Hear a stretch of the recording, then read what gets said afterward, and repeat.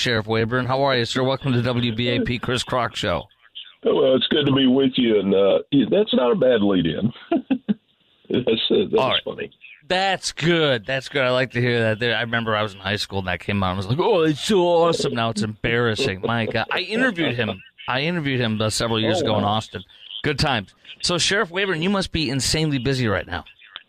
We have been busy today. We've had some 18 accidents in different areas and people sliding off the road earlier in the day. But, as the day went on, it became more slush and we got rain and not snow. So it became in better shape. But we're expecting treacherous times in the morning.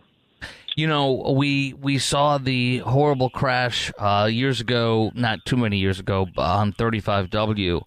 With that, what are we seeing right now as far as heavy crash areas? Like, tell us where the worst areas are and what some of the stuff you've seen in the past 24 hours that's not fun. Well, what we have seen is that on the big overpasses is where we want to be careful at, where people think that the roads are fine and then they get up there and in those suspended bridges and they're not. But also we have seen on some of the smaller rural roads and some of the neighborhoods where there's not a lot of traffic, where it's been frozen over, and it gives you a false sense that everything's okay, and that's where you have the accident or you slip off the roadway. We've had several of those today where they've just slipped off the roadway into the ditch. Sheriff, what do you tell your loved ones and friends in this time of the year, like not this time of the year, but like today, tomorrow with this weather? What's your advice to them about driving? What is it? Don't drive? Is it if you have to drive, do this? Yeah, if you don't have to be out, don't be out. If you have to go out, go slow. Make sure that you know what surface that you're riding on. A full tank of gas is a good idea. And making sure that you're weighted down and drive slow. And obviously, we're in the business where law enforcement folks and first responders have to get to work. But if you don't have to be there, don't be. There's some other stuff I wanted to talk to you about, too. What are some of the worst driving habits that come out that happen in this kind of weather? What are the worst driving habits you see that you're like, gosh, come on, guys? Yeah, I think it's going to be that people get overconfident, or they think they won't have a sliding incident, or they won't lose traction, and they're speeding. It's going to involve speed. And they're going to have disregard for other people, and they are trying to get to a location faster than probably they should. But it's going to involve speed. And, of course, we do not, at this time of night, don't want alcohol involved in that. Absolutely. Tarrant County Sheriff Bill Wayburn, tell me this. If you have to drive, ... what would you say? If you have to drive, folks. If you have to drive, is that, number one, take the temperature, know what the temperature is in the area. And then when you go out there, expect trouble to come. Expect that there will be ice on the road. Expect that that slush will make your vehicle slide and your brakes not work as well. Don't follow as close. Stay far behind people. And just use good common sense and get to your destination. Okay, now, Sheriff, here's another thing. What is the number one thing you wish we all knew regarding all the stuff that goes on in these times right now with this horrible weather and bad driving, a lot of accidents? What's the number one thing you wish most of us knew that you could tell us all one thing? What would it be? Is that time is suspended, and don't worry about getting where you're going on time. Slow down. Slow everything down is what I would tell you. One more question about what's going on in Tarrant County, Sheriff. How bad have the amount of crashes been so far? I don't know if you have a tally or, if not, like a rough comparison to other storms we've had. Oh, is that we've been very blessed so far. We've had about 18 accidents that we've worked, and there has been no injuries and no fatalities. So we're very blessed in that. But we've got some treacherous times ahead of us in the early morning hours coming ahead. So do you think maybe, how stuff is like a little rope-a-dope, maybe tomorrow morning will be worse than anything that was going on this morning, or maybe tomorrow? I mean, do you fear that tomorrow morning or tomorrow night or maybe even tonight the worst is yet to come as far as people maybe letting their guard down and things freeze over, they don't realize how bad it is? Yeah, I think the worst is yet to come, and it's going to be in the early morning hours and rush hour. What would normally be rush hour traffic in the morning, I think is when we're going to see the worst. And as far as you with your, friends and family, or just all of us too, like I'm pretty much saying you won't be clear to drive till probably Saturday afternoon, maybe around noonish Saturday. I don't know, but really it's not safe until after Saturday, probably noon. Is that a fair assumption to you? I think that's a very fair assumption. We're going to be watching it very closely, and hopefully, if the weather reports are right and we got some sunshine tomorrow afternoon, maybe we'll get out of this thing with out any problems on Saturday morning. But we will see. Sheriff, as far as in Tarrant County, what are some of the couple of the maybe areas where you would say really there's a lot of accidents here in these winter weather? Are there a few hot spots you might want us to be aware of? Like, hey, just in general, these areas are bad, or this road is bad? I think in general, again, it's going to be the high overpasses that we take, in some of the mixed master areas of I-30 and I-35, and of course, an I-20 and I-35 intersects out there with those big looping high overpasses that are suspended in the air. And while the Department of Transportation has done a great job, you just don't trust them. I'm afraid that's where we'll find that ice. Right on. Now, here's one last thing I had to talk to you about. This is wild. There's a headline from NBC5, headed out in the winter storm, avoid puffing your vehicle. Now, I never heard of the word puffing, but I did this. You read down and you can figure out what puffing is in the article. This was a commonplace in the Midwest where I'm originally from. So puffing is apparently leaving your car running unlocked and unattended while it warms up.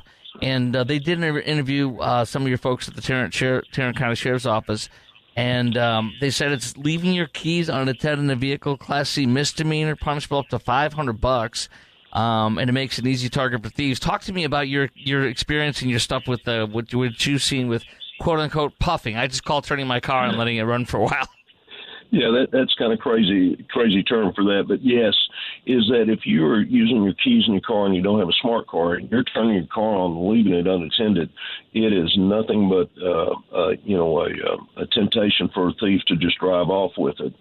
And so I would encourage you not to do that. I understand if you're doing it, but keep an eye on it. The smart cars, you can crank them up and lock them up and not have a key in it. Which is great, but some of the old-fashioned cars with a key, guys,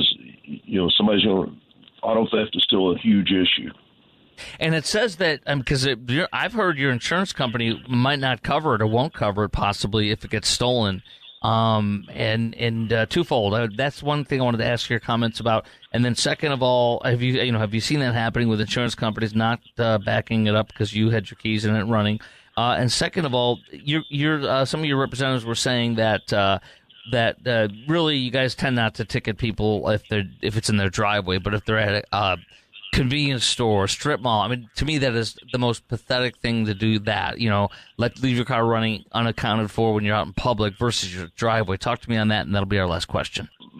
Right. If it's sitting in your driveway, that's certainly a big difference. But if you're sitting in front of a 7-Eleven or a convenience store or out in the mall, then again, that's careless, and you are inviting a thief to take your vehicle. Right on. I have not known of an insurance company declining those claims, but interesting. What happened? Yeah. Oh, and one little cherry on top here is an extra angry shout to fools and jerkety jerks. So it's some nice way of putting it, that leave their kids in the car while they get out of that car while it's running. Oh my gosh! Any comments on that? Absolutely. You leave a child in the car in Texas, and I've been there as a young officer breaking windows and dragging kids out of the back seats of the car when they're too hot, and that can also happen when it's too cold, or if you're leaving it running and the thief runs off with not only your car, your child. That's just absolutely simply neglectful, and you're going to face some severe consequences. Amen. Spot on. We appreciate you, Chief. I'm a fan. We all are. Most of us are here at WBAP, and if they're not, they should be. Tarrant County Sheriff Bill Wayburn, appreciate you for your time tonight, especially on a busy night and this busy time for all of us, sir. Thank you, Chris, and be safe getting home. Right on. All right. There he goes, Tarrant County Sheriff Bill Wayburn. Coming up next, I'm going to get into, that was fun. That was a lot of fun, and I am a fan of his. All right, we're going to talk to Ramon in Red Oak coming up next. He has a comment on puffing. By the way, please don't tell me you've heard this stupid term puffing. I swear to you, they made this up for clickbait. Dude, puffing is something you have some, like huffing, like a drug or, term. Puffing? No, it's called leaving your car running to warm up, unattended. Puffing.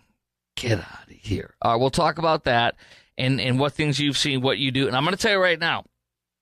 Actually, no, I'll tell you coming up next. When particularly in the Midwest, but I have totally done this here in my 15 years of being in North Texas, at my house at least, where I leave it running. I'm going to get into that too and see what you do on that.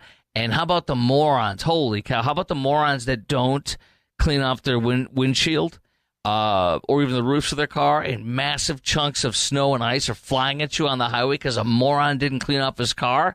Oh, how about the fools that drive with their all these things are coming to my mind right now. How about the fools that drive with their windshield fogged up or iced up, and they're like looking through a little hole where the ice isn't on their windshield? I'm going to talk about that with you too. Oh my gosh, lots of stuff to talk about.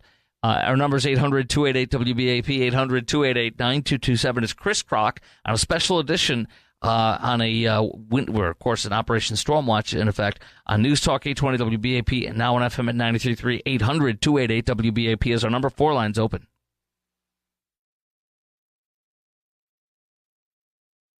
Exclusive all night long winter weather coverage on the Chris Krok Show special edition, Operation Stormwatch, in effect. Talking to you about, well, right now we're talking about people who leave their cars running to warm up their cars. There's a difference, and even Sheriff Bill Wayburn from Tarrant County said there's a much more of a difference to him and to me as well when you do it on your private property versus out in public. There's no excuse for leaving your car running. I mean, that is absolute fooldom. And I'm being nice. I want to say much more worse things about it, but I will tell you this. NBC5 calls it puffing. Never heard that term before in my life. But in my life, in the Midwest, man, you start that car up in your driveway, you let that thing sit. This is in the burbs. The city, depending on where you're at, it depends, your neighborhood. But like as far as where I've always lived, I leave that thing running for sometimes too long. I'm like, oh, that was too long. But you come out there, your car is warm, your interior of your car is warm, your rear windshield, or whatever you call it, the rear view window is has no ice or snow on it. Your windshield has none on it. The sides of your windows have nothing on it. Boom, you're ready to go. I have no problem with that. If I thought about today, if I was going to go to work, I'm doing it from my home studio tonight, but if I was going to do it from go to work, I was going to leave that thing running. Ramon in Red Oak, you've called in at 800-288-WBAP, 800-288-9227. You are on WBAP. Hello, what do you got? Yeah, you and I are from Iowa, right? I'm from West Davenport. I am not from. I lived in Iowa. I'm not from Iowa. I'm from Chicagoland in Illinois. But I lived out of my first job out of college was at a TV station. I know you've heard about KWQC TV6. TV6 cares for you. Oh yeah, it's just that you and I know you got to let the vehicle run because you got to get the oil circulating, or it's going to jack up your engine. So whoever the commie fascists that made up this idea, he best stay off my driveway. And furthermore, I always start my vehicle remotely at the door of the mall or the grocery store and walk to the car. By the time I get there, at least the motor oil's been able to circulate through the engine, so I don't jack up the engine. And the perks of having the windshield and the back window and the side windows nice and clear, that's a perk. It's the engine I'm more worried about because I can always clean off the rest of it with the little scraper. Well, a couple of things. I have heard that you really only need to, and I'm not a mechanic, and I'm sure we can ask some to call in, and we will most likely get one to chime in on this. I don't think you need to run your engine more than 5, 10, 15 seconds before you have to worry about oil getting through the engine. I don't know, but that's what I have always thought, 15, 20 seconds. Well, yeah. But then I also, don't know about these newer cars, but back in shop, they told us let it run no less than a minute. Wow. Then go. I've never heard. I've never heard that. Let me also say this too. If you have a remote, you talk about you have a remote start. Yep, it's a key remote start, but it won't go anywhere unless you got the key inside the ignition. Well, see, that's totally different. That's totally different from what the sheriff's talking about. He's talking about the cars that aren't the quote-unquote smart cars, where you have to have the key in the ignition, otherwise it won't start up. And so, that's understandable. Exactly, because you're literally inviting people to steal your car. The other thing is, you know what's interesting? My newer vehicle is a smarter one, quote unquote, even though I prefer the older one. I have a 2014 and 2017. I prefer the 2014. It goes faster. It doesn't have a stupid computerized a gear shifter thing that goes slow. It hesitates when you're slamming on the gas. It's like, what are you doing? Go. No, I'm new technology. No, you suck. Get out of the way. I want the old one. I drive the 2014. I prefer it. It goes, when I push that gas down, it goes. Well, I can foresee if the Democrats ever take over both houses and the White House, I could see them forcing the car industry, putting in governors into the vehicles so that way we don't go over 60. Well, you'll be driving an electric vehicle if the Democrats take everything over. In about a year or two, you'll be neutered and miserable with an EV. Appreciate your call, Ramon. Thank you. Thank you, brother. 800-288-WBAP is our number, 800-288-9227. Let's see here. We're going to talk to Brad Barton, our WBAP chief meteorologist, coming up next on News Talk 820 WBAP. He's going to tell us all about the weather right now, what we saw today, tonight, tomorrow, and literally when we're going to be out of the woods. I'm not sure we're going to be out of the woods, truthfully, quite possibly till noon or later on Saturday. Maybe in the middle of the day tomorrow, it'll be a lot of stuff will be melted, but you'll end up having to go back to very scary ice stuff, I believe, in the afternoon and past that. So we'll talk to our chief meteorologist, Brad Barton, or the meteorologist of News Talk 820 WBAP and now on FM at 93.3. Brad Barton is coming up next. By the way, our number is 800-288-WBAP, 800-288-9227. We have all lines wide open for you right now on News Talk 820 WBAP and now on FM at 93.3.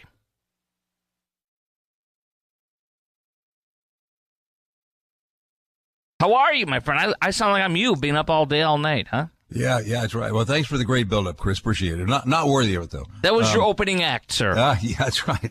Well, things have improved slightly across the area because we've had slightly warmer temperatures moving in from the south here over the last couple of hours, and a lot of the snow has changed back over to rain, which is also going to help kind of wash some of the slush out of the roadways. Now, it's not all great news, but some of that is good news. Right now, we're seeing an area of sleet and snow mixed from downtown Dallas all the way out to McKinney, as far west as Louisville and as far east as Lake Lavon. And then there's also a little band of sleet from the Duncanville, Cedar Hill area on down toward Midlothian and Venus, and on down into Johnson County. Now, off to the west of that, it's all snow. And the good news is that the heaviest snow bands have just about moved past us. We've had some fairly heavy snow move across from Fort Worth up through eastern Denton County on into Collin County, and now it tends to be near and slightly east of US 75 Central up in Collin County. So that's fairly good news that it's beginning to move out of the area. We expect to see a changeover again to snow here over the next couple of hours. Overnight low temperature tomorrow morning around 30, 31 degrees. Right now temperatures are 33, 34, and even 35 degrees. But again, the warm air that's aloft is going to kind of move out of the area to the east and to the southeast here over the next few hours, and the colder air moves in as it naturally would from the northwest. So plan on a changeover again to snow for pretty much the rest of the night, and it's going to get lighter and lighter. I don't think we're going to have any more heavy snow bands. We have seen anywhere from 2 to 6 inches of snow across the area. 2 to 3 inch snowfalls are quite common across the Dallas-Fort Worth area, and you get up toward Louisville Lake Ray Roberts, up toward Nocona, they've had like 6 inches of snow, and up toward the Red River even more. So that's what we're looking at right now. Change over to light snow probably the rest of the night, maybe another inch or so between now and daybreak. And then by the time daybreak runs around, we'll probably see the last of the snow flurries moving to the east of the area. Roads, not in great shape, but it could be a whole lot worse, Chris. Well, Brad, I can tell you that on the Facebook Live feed, a lot of people are cheering that you're on. You got a big fan group over here, my friend. You got groupies. You got an opening act. You got groupies. You got to beat these people off you with a stick. These women coming at you, Brad. You're famous. Let me talk to you about a few things. Number one, when do you think it's going to be safe to drive? It sounds like tonight into tomorrow, dangerous, including possibly very dangerous, depending on the temperature where you're at.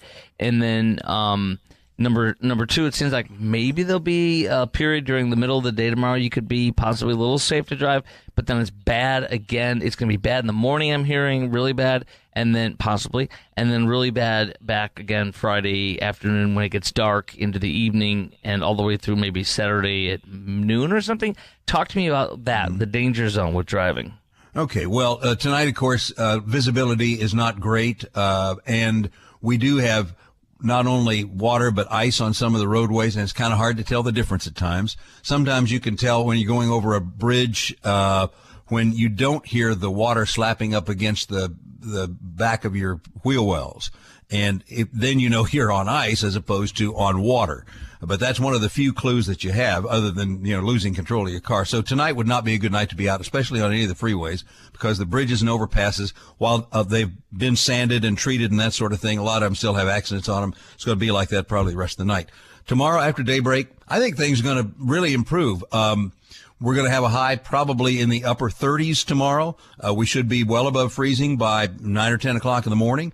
We might even see a little sunshine tomorrow afternoon. But what happens after that is we do have another reinforcing cold front coming through. It's going to give us some gusty northwest winds, and that will actually dry out some of the moisture that's on the roadways, but it also, what remains on the roadways, will probably freeze over pretty hard, because we're looking at an overnight low tomorrow night of 18 to 22 degrees Friday night to Saturday morning. So we could have a refreeze, which means Friday night, Saturday morning, and we're talking about Cotton Bowl weather, we could have people on the roads late tomorrow night into early Saturday morning, and they would not be safe. We could see some real patchy ice across even the surface streets, because temperatures could be certainly cold enough to sustain ice on surface roads. So tonight, not very good. Tomorrow, I think pretty decent. We'll get some sunshine, certainly have better visibility, and we'll actually have some drier air moving in from the northwest. But tomorrow night, another hard refreeze towards Saturday morning, and then we're finally out of the woods for a few days. Okay, so Saturday, figure late morning, noonish, you're safe. Tomorrow morning, though, I'm guessing tomorrow morning, when people would be doing their morning drive going into work, that's going to be very dangerous too, quite possibly. I think, and maybe not just because of the weather, Chris, but because so many more people will be getting out tomorrow morning. If you noticed, today and tonight, the traffic has been very light on the freeways. A lot of people stayed home all day long, which was a great idea. And now a lot more people will be trying to get out on the highways tomorrow morning, get back to work.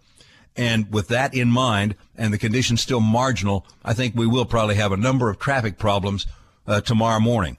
But after tomorrow morning, I think midday, early afternoon, even late afternoon, I think that we're going to see big improvement in drier air moving in and getting some of the water and the slush off the roadways. But again, tomorrow night, whatever remains will freeze again Friday night to Saturday morning. So that's the last time that it'll be a little dangerous, late Friday night to Saturday morning. And Brad, you are a super weather junkie, and you know your stuff. So this little article from Fox 4 talked about Dallas weather. Thursday's storm could join the list of DFW's biggest snowstorms. Number one, that is not going to happen from what I'm hearing from you. Well, now, in terms of what we got today, DFW, I'm not sure what the absolute snowfall is there. It's really difficult for us to measure snow here. A lot easier for us to measure rainfall. But this is certainly a big snow. I'd say probably a top 20 snow event in a 24-hour period. And, we get maybe 2 or 3 snow days per winter on average. So it's not like this never happens. But today's snow and sleet and the ice that it produced on the roadways at the same time, especially with temperatures at or below freezing for several hours this morning, was pretty severe. And Brad, this Fox piece that I was just telling you about, Fox 4, they talk about the February 2021 storm. That was brutal for us. Yeah, it was. But that was mostly because we got maybe similar or slightly more snow, but we had these freezing, below zero even temperatures for consecutive hours and days. So that's a much different ballgame, right? Yeah, and that's really when our weather is more severe, when the temperature stays below freezing for days at a time. And the only way it does that is because it's really getting down into the teens and single digits. So we're very fortunate that we did not get the Arctic air that hit the Midwest and the upper Midwest and the central states and all that. Still underway, actually. We didn't get the worst of the Arctic air. We just got an upper-level storm system came in from California with an unlimited Pacific moisture supply, and it came in marginally freezing temperatures this morning. Could have been a lot worse. And then, Brad, you see the 2021 storm. Well, we mentioned that one, but then you see the 2011 storm and the 2010 storm. Those were brutal as far as the amount of snow, right? Yeah, well, 2011, of course, that was when we were having the Super Bowl at the AT&T Stadium. That was Bowl. Bad. We had a lot of ice. That's right. Messed a lot of things up. 2010 gave us some headaches, and we've had bad winter weather things go all the way back. One of the worst ice storms we ever had was like before New Year's 1979. We had about 1.5 inches of just absolute glazed ice. We had freezing rain falling at a temperature of 16 degrees. It was rain, but it was 16 degrees at the surface, and that was a crippling ice storm. And also, not that long ago, we had significant ice in Oak Cliff that took down a lot more trees, too. So, yeah, this one could have been a whole lot worse. It was bad enough the way it was, and if we don't get anything else the rest of this winter, I won't miss it. Last thing. They talk about the recent snowfall totals. This is from WFA TV Channel 8, our media partner, and they said typically we'll get around 1.7 inches of snow per season. And they talk about the 2023-24 year, 1.5 inches, and then 1.3 in 2022 to 2023, 1.7 prior, and 5 inches prior in 20 to 21. Any difference any comments on that from what we usually get? No, I think that's pretty much in line with the climatology. We expect to have 3 kind of winter precip days per year on average. Sometimes we get a lot more, sometimes almost none. We've gone through some winters virtually unscathed. So it all averages out. These averages that we're looking at, the climatological averages, are based on the last 30 years of weather, not the last 130 years. So as the climate changes from decade to decade to decade, some of those averages are going to change, including the amount of rain we get in a whole year, things along that line. But no, this is our first big winter storm of the season, and it was big for us. It shut down the schools, a lot of businesses, a lot of government offices, and all that. And we'll see. I mean, we still have to get through pretty much all of January and all of February before we're out of the woods. Okay, one last thing got to ask you on a separate sidebar, but a very important one is a national story, global stories happening in Los Angeles. You see some of these, I know you're a real advocate for telling the truth about the climate stuff. They talk about climate change with California. I think it's total BS, but you're the expert. What do you say about that? Well, I don't know that this indicates any sort of climate change. Things aren't that different in California than they have been. They've had Santa Ana winds for a long time. These Santa Ana winds come in the fall and in the winter. And if the atmosphere is very dry, these winds of 60, 70, 80, 90 miles an hour coming off the mountains, they come downslope. And as the air moves down, in altitude, it gains about 3 degrees per 1,000 feet. And so you end up with 80-mile-an-hour winds that are 80 degrees or 85 or 90 degrees. Wow. And that's really, and we knew this was going to happen. These Santa Ana winds were forecast well in advance, but a number of other factors that we didn't really know about until we found out here over the last few days is the lack of water, the lack of retainment reservoirs for emergencies, and whether it's the budget of the Los Angeles mayor or whatever, a lot of other things come into play, and also a lot of the environmental regulations. And something I saw tonight was pretty interesting. The people who have lost everything in the LA area here over the last 3 or 4 days, they're going to have to rebuild. And the hoops that you have to jump through to build a new house in that area are very high. And that's going to be very difficult. I hope they can probably ease some of these restrictions on an emergency basis, because these people need to be able to build back where they were, and hopefully they had insurance. I know some insurance companies have left Southern California because of the losses there. Yeah. But if they can rebuild, and hopefully they can loosen some of the restrictions, but it's going to be tough. And one last real quick one. I'm sorry, I don't get to talk to you too much. I'm lonely. Greenland. One of the things I saw with the trade, with the ability to get through Arctic, one of the folks said, not a leftist, but that the climate change is allowing it to open up more. What's your just quick 2 cents on that, and routes being open more in the Arctic through Greenland based on melting? Absolutely. There are times especially in the summertime, Northern Hemisphere summer, that the Arctic can be entirely ice-free. It's not always like that, but it can be like that. Climate change, my feeling is climate change is normal. It is natural, and there's not anything we can do about it except adapt. But I don't think we're changing the climate at the North Pole. If the North Pole opens up sea routes and things like that, and maybe mining and mineral things and other things going on, well, that's part of the deal. And we'll see warmer temperatures in the Arctic in the wintertime, and in the Antarctic in their wintertime. But it doesn't really affect the temperate zones where most people live. Brad Barton, you are the man, and I appreciate you and your flexibility on so many different things. Obviously, the number one thing is our weather and everything we're experiencing in our world, but those two big issues are going on, and it's great to get your professional opinion. Thank you, and I know you need to rest for a big, big day tonight, tomorrow, etc. So thanks for everything you do for us. You bet. Be careful on your way home. Yes, sir. Thank you very much. And candidly, I have a long journey to go home. I will open the door to the left of me, and I will walk out about 10 feet. But he doesn't know that. So I was just saying, I didn't have to come in because of this horrible weather. I decided to take my wife's advice, command, and obey her command. All right, coming up next, we're going to talk more about everything we're experiencing, you, me, driving in this weather. What are the worst things you saw on the roads today? How do you drive differently in bad weather? Biggest pet peeves, and so much more.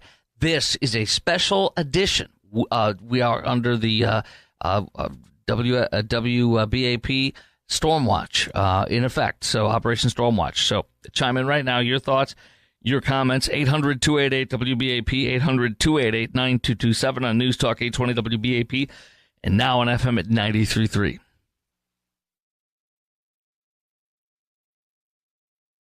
We have a gas fireplace, and it costs like $1 million every time I turn that thing on, even for 5 minutes. Like in some of the coldest nights we've had, I've put that thing on for like an hour, 2 or 3, and my gas bill goes from, I'm just making up a number here. This is not the same number as it is, especially with Bidenomics and Bidenflation, especially with natural gas prices, but until Trump comes in soon. But I swear to you, it goes up $20 or $30 in one night of running my gas fireplace. I'm like, what is this? What is this? All right, now, oh boy, here we go. This is what I want to hear. And it doesn't always have to be bad. Some people are going to say it and go, you know what, it kind of sucks, but I'm going to go. Neil in Stephenville has called in. Our number, by the way, is 800-288-WBAP, 800-288-9227. It's Chris Krok on News Talk 820 WBAP, and now on FM at 93.3. Make it a preset. Now, let us chime in with Neil in Stephenville. And dude, Stephenville is way out there. My son's old Boy Scout troop, he eagled out. He's 21 now and stuff.